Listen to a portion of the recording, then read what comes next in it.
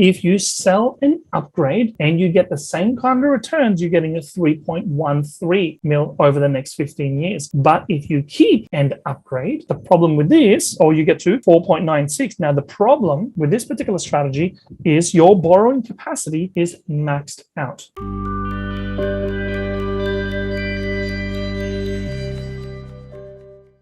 Welcome to the show where we do not talk about financial advice. Today, we're going to be talking about whether or not your property has increased in value back in 2021 with historic highs, like historic movements in the property market over the past couple of years. I'd be very surprised if your answer to that question is no. In this particular video, we'll be going over the range of options you as a consumer can have and can implement to put yourself in a much better financial position. Let's get started. My name is Andrew David Courtney. I'm the principal advisor of Plenitude Wealth. And this is all general information only. Please do not take this as personal advice. If you'd like personal advice, make sure to reach out and get some help from me because I'm here to help. Right? Questions, comments, or concerns, feel free to hit me up down below and let's get started. So your options is to keep, right? To sell and upgrade, to keep and upgrade, or keep and invest. Most people tend to think sell and upgrade is the only way to move forward with their property portfolio. Today, I'm going to be sharing with you how to move forward with a range of other options you may want to consider as a consumer and as a property owner. So first and foremost, the keep. If we were to look at this particular option, you got a $1.2 million property, $700,000 loan with a $400,000 offset. A fair few of you would be sitting in this particular position right now. What if you kept that property over the next 15 years? If it grows at 5% per annum over the next 15 years, you can bank on a growth of 1.3 million, thereby taking you to $2.5 million worth of value, right? So the power of that is that you would have paid off your loan at that particular juncture in time as well, right? Paid off loan with a $2.5 million property. This is a common strategy for a bunch of Australians out there. And the output, right, the result that you end up getting is $2.5 million worth of net asset position for that particular strategy in your portfolio. Now, let me ask you this. Can you do something better than this? Why don't we explore the three other options that we've got in store for you to see whether or not it's actually worthwhile having a look at? Sell and upgrade. Second option. So what does it look like? Back to the 1.2 mil property. This is for the typical Aussie who's looking to upgrade their current home, right? They think that the best way to move forward to upgrade their current home is to sell, extract the equity, i.e. the $400,000 offset and the difference between the loan and the value that they can extract from the marketplace, right? And what happens is they put that money towards a deposit on a $1.8 million property, right? So now you've bought a $1.8 million property over the next 15 years, right? If it grows at 5% per annum, guess where that takes you? 3.7 mil, right?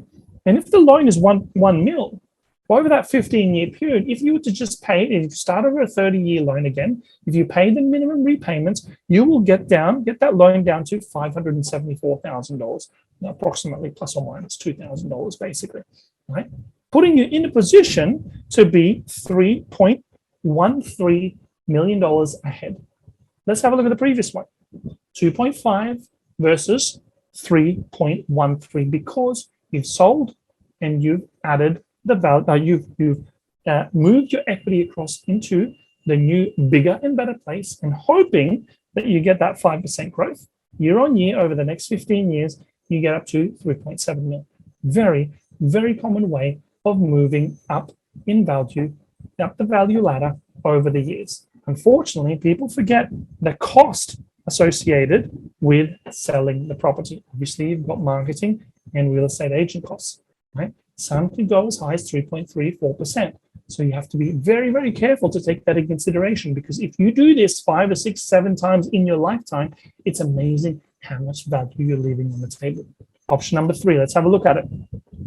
Keep and upgrade, right? So let's go through. It's time to get busier now. Let's go through this step by step. $1.2 million property with a $700,000 loan, a $400,000 offset. We keep this property, right? We move the offset over, right? we're going to require $443,000 to get in and acquire this $1.8 million property, right? With a $1.44 million loan, i.e. 80% loan to value ratio, right? No lender's mortgage insurance played in this one.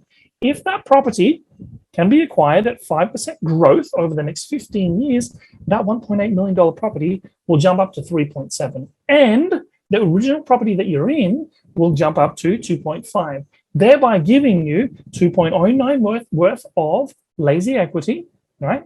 Sitting with a $414,000 loan, right? And in 15 years' time, if you were to repay that loan off with a minimum repayments, you will get that loan down to 826 on the brand spanking new, bigger and better property that you end up getting, right? Thereby providing you with a net asset position of 2.87 for that particular asset, right? Minus liability, minus the debt. If you add these two up, you will end up at $4.96 million worth of net asset position. So if we break that down again, option number one, if you keep $2.5 million in 15 years' time, if you sell and upgrade and you get the same kind of returns, you're getting a 3.13 mil over the next 15 years. But if you keep and upgrade, the problem with this, or you get to 4.96. Now, the problem with this particular strategy is your borrowing capacity is maxed out, right? You do not want to max out your borrowing capacity, as you will see on the next slide, right? So going for this will give you 4.96 mil worth of upside, but the problem with that is that it maxes out your borrowing capacity. What does that mean? Well, you can't lend, or you can't borrow, I should say, against your next property purchase because of the fact that you've got so much debt, right, already. Okay. Next option. What does it look like? Well, it's keep and invest. Let's have a look at it, right? So 1.2 mil once more, getting busier and busier now. This is the last one, I promise. Stick with me here or slow this thing down if I'm going way too fast for you. You still keep the initial investment property, initial property, and make it your principal place of residence, right? You basically keep it for the next 15 years at 5%. It still gets to 2.5 mil, right? And you keep the loan at 700 and you pay it down slowly, right?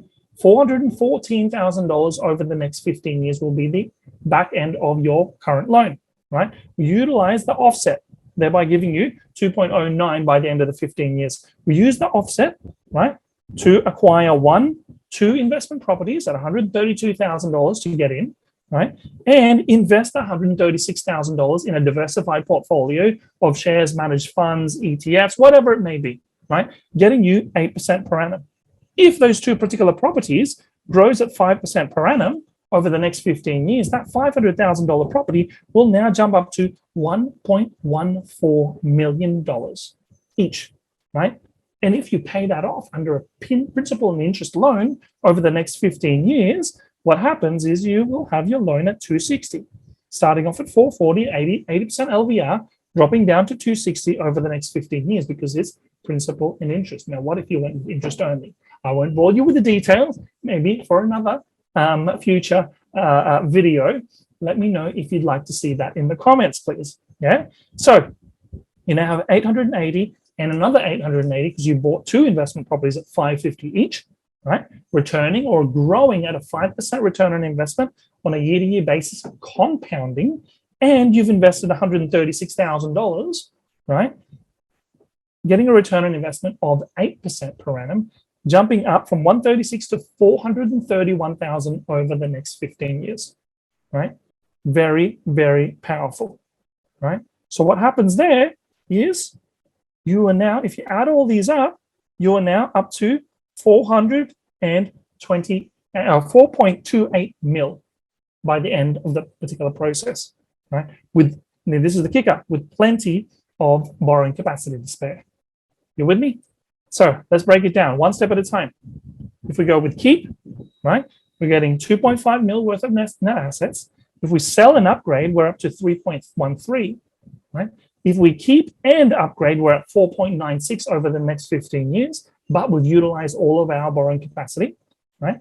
If we keep and invest that $400,000 in the offset, account, right, you'll get to 4.28 mil over the next 15 years, right? So it's a big jump from 2.5. Yeah. Now, the kicker is this: how much potential are you sitting on? If you were to sit on keeping it and leaving it as is, obviously there's massive potential there. Sell and upgrade, there's a little bit more potential than maximizing your borrowing capacity. Because if you maximize your borrowing capacity, you'll be out of the game for probably the next 5 years, right? If you keep and invest, on the other hand, you will keep your borrowing capacity available for you to utilize in future property acquisitions if you choose to do so, if that is part and parcel of your investment strategy to achieve your arrive, strive, thrive numbers, i.e. your financial freedom numbers. How much capital do you need in the back end of your investment career to produce an income commensurate to the lifestyle that you want for yourself, right? So ideally, you want to keep your potential available to ensure that you'll be able to achieve that lifestyle that you want and build up for the future so that you can share your wealth to your family, friends, and community, right? Something to consider, guys. You've got a fair few options in front of you, especially off the back of the massive growth that we've had over the past couple of years. It's up to you to capitalize on this opportunity, right? What you want to do is you want to start with the end in mind. If you keep this in mind, right, what will happen is you will start taking action towards the things that you value most to allow you to achieve the goals that you want to achieve in your life. My name's Andrew David Courtney, and I thank you for your time. If you've got any questions, comments, or concerns, make sure you hit me up down below and make sure you smash that like button, subscribe, and I look forward to seeing you in my next video. Thanks very much. Ciao.